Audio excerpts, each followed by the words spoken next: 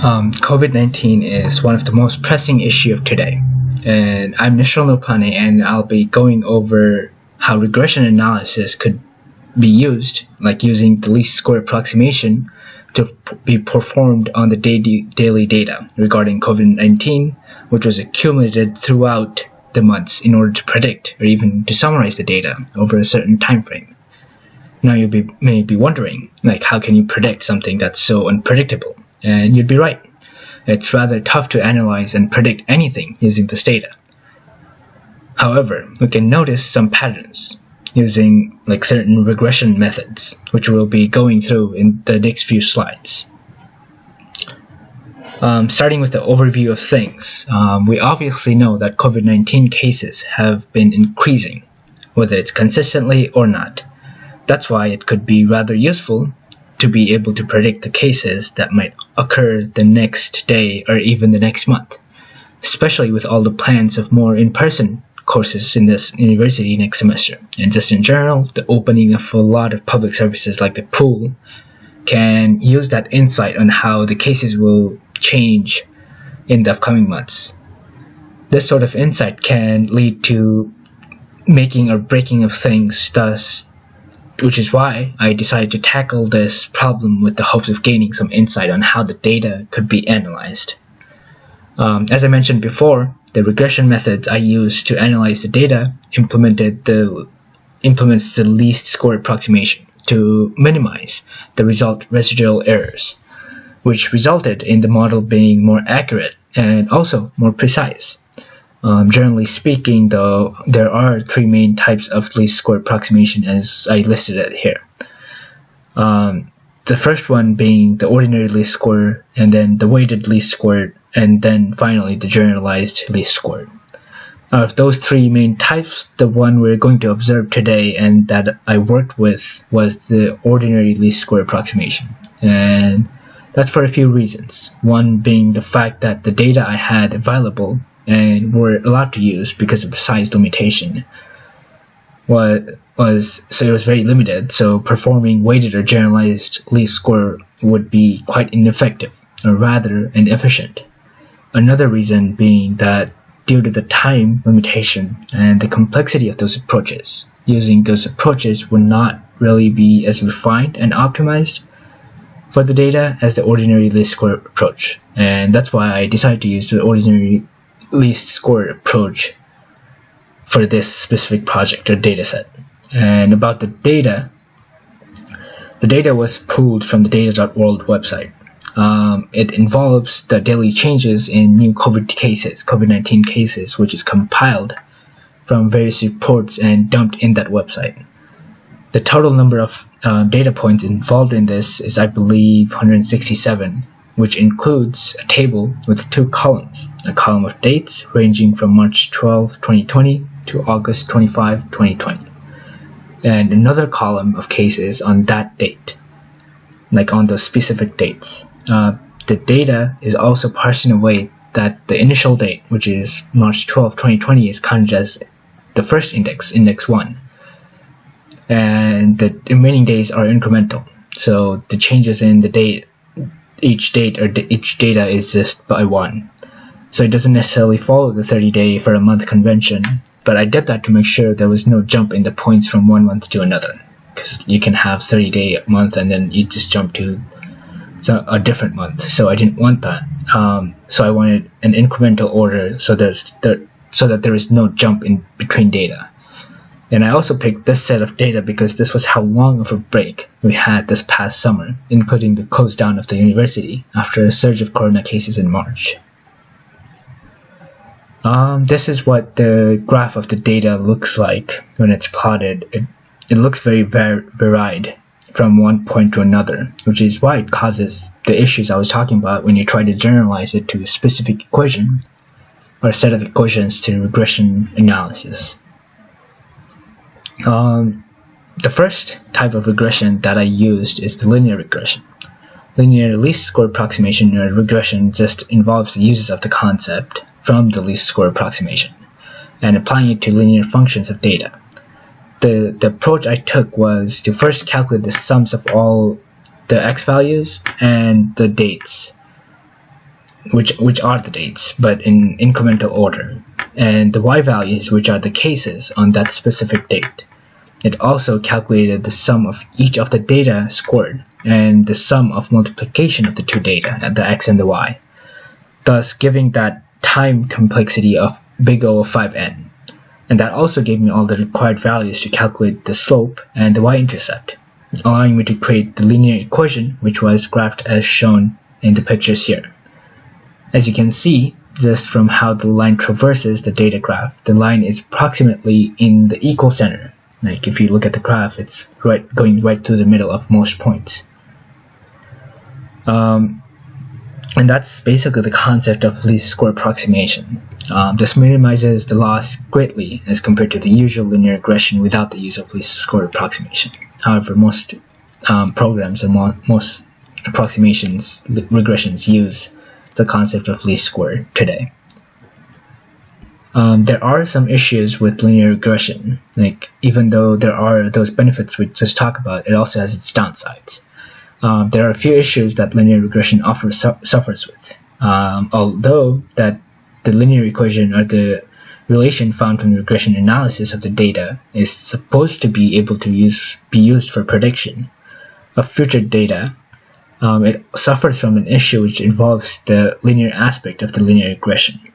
Because most of the real-life situations don't have linear relation, it can't be used to predict data further away from the data points that's used to build this model.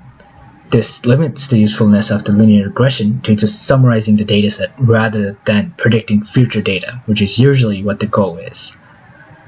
Any non-continuous values, like values that are further away from the dataset, will most likely give an inaccurate or non-precise result because of the fact that it's linear. And another issue that I discussed a bit ago was it does not cover most of the point. Like, as you can see from the previous graph here,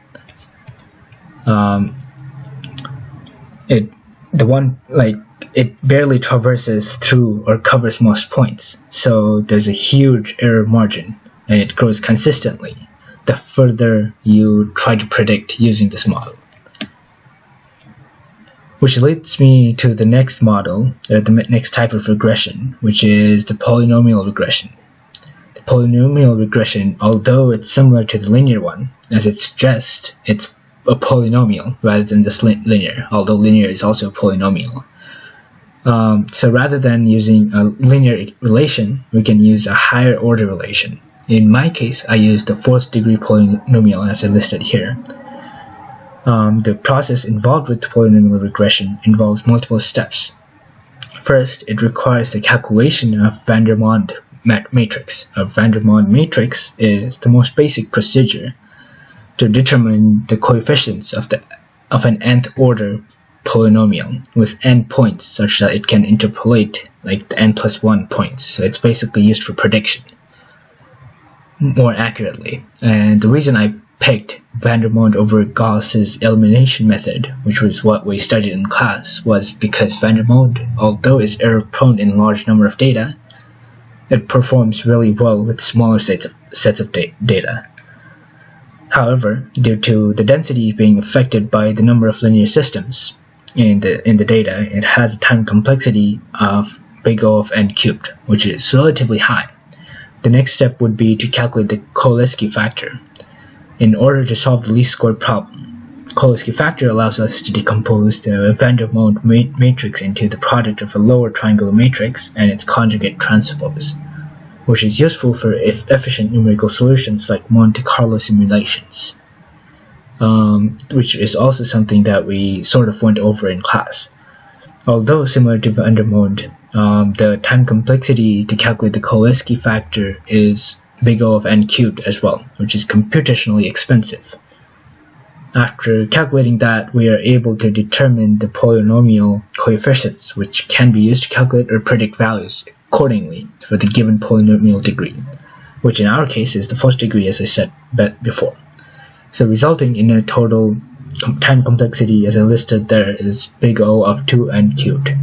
As we can see from the graph here as well, this is far more accurate and covers more points than the linear regression. and it also accounts for the distance from each point to the function itself, thus using the concept of the least square approximation, and making this model to be most accurate by far and more precise as well. There are, however, some issues with linear polynomial regression. There are two main ones that I found. The first one being multicollinearity. The concept of multicollinearity is in a sense a problem because it undermines the statistical significance of an independent variable. When an equation has more than one independent variable, in our case the date, the high correlation and the dependency on the other independent variable causes it to have a relatively large standard error. Like since our equation, like in this specific case, is the fourth order equation, all the third order and the second order causes it to shift quite a bit, which causes the large standard error. This implies that the regression is very unstable and will vary greatly from one sample to another, which isn't something that we want. Due to its inconsistency, though, it can't really be used reliably, even though it's more accurate. Which leads to another problem. And the problem with this type of regression is finding the order that actually fits the data. So since there are practically infinite number of polynomial equations, or the order that you can use, it's difficult to find the one that matches well with the data set. Like in my case, I used the fourth order polynomial because it fit the data more accurately. However, I believe that the higher order polynomial you use, the more accurate the data would be. But that would also increase the issue with the multicollinearity. So finding that proper balance requires a lot of effort, which may not even be worth it due to its inconsistency. Also something that to note is that's not mentioned here is the issue of time complexity. As you can notice from the previous slide here, the time complexity is 2n cubed. Since the time complexity is relatively high compared to other types of regression, like linear regression, and the next one which we're going to look at is the exponential regression. And with large data sets, it can build up very quickly, and especially with more the higher order polynomial, it's going to build up very quickly. That leads to the next one and the last one in the list, which is the exponential regression. Similar to the polynomial regression as well. The only main change, the difference, is the exponential aspect of the problem. Rather than a problem of linearity, it's more so pertaining to the exponential growth or decay function. From the patterns we have observed previously, most widespread diseases follow similar exponential growth pattern. So I thought I should include this one as well, along with the other two. Similar to the first two regression types, it implements the least square approximation technique to minimize the residual error. This causes the approximation to be far more accurate than without, although this does not cover as many points as polynomial regression did. From what we can observe here, it is relatively more accurate than linear approximation. The procedure involves similar steps to linear regression. We can calculate the coefficients required in the exponential growth formula, which is generally what we know as the PERT equation, and you use that as a general equation for the regression. And to find these coefficients, in this case, from what I mentioned before, the PERT equation, we have to find the P and the R. Since T is a dependent variable in our case, which is X, and that's the date. And to find these coefficients, however, we take the natural log of the dependent variable, which in our case is the number of cases. This allows us to see the exponential relation between the dependent and the independent variables, which is what we want. Because of that, the time complexity is rather similar to linear regression. Although here it should just be for n, I wanted to include the log n to show all aspects of the calculation, or rather the procedure. There are a few issues with the exponential regression, like any other. The first one being, which I also discussed before in the linear regression, is that it does not entirely account for the most points. It definitely does better than a linear regression in our case. However, it still does not perform as well as a polynomial regression in terms of accuracy. For summarization of the dataset, it does better in terms of summarizing the dataset, though it certainly makes up for that by being a stable regression, which isn't necessarily affected by multicollinearity, due to the fact that it only has one independent variable in the equation, so it directly affects the dependent variable rather than it being correlated with other independent variable in the same equation. However, that clearly also does not mean that it's entirely accurate or precise. The fact that it's an exponential function can cause issues, especially with large datasets. Since it's an exponential growth, in our case, it can't necessarily be used for prediction, as it does not account for multiple growths and decays as well, as it should. It simply summarizes them, and there is another issue where a slight change in the independent variable, which is the date, can produce large differences in the cases, which is the dependent variable. This can cause relatively large standard error, which is something we should not have, or which we should be avoiding.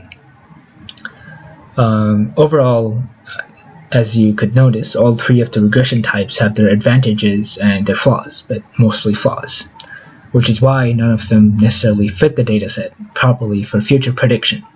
However, to summarize this set of data, or any set of data, polynomial regression certainly fits best. But also the same problem, it has an issue of large overhead and difficult to find the proper order of degree to use for a specific dataset. And the fact that linear datasets are very unlikely, that it takes us down to the average performing one, which has less flaws compared to the other, which is the exponential regression. Although not very reliable, it definitely summarizes the data somewhat accurately and precisely, with a little to no overhead, which can be useful for a real-world situation where we work with extremely large datasets. That's it. Thank you.